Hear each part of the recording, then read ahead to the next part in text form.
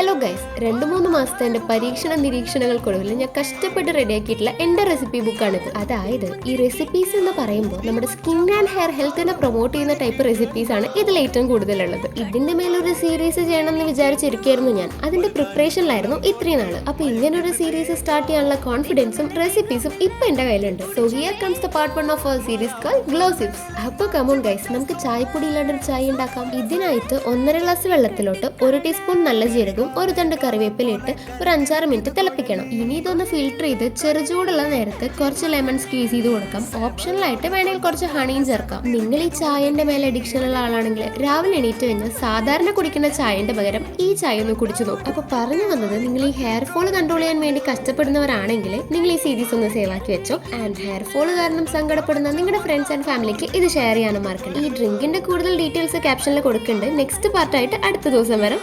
By.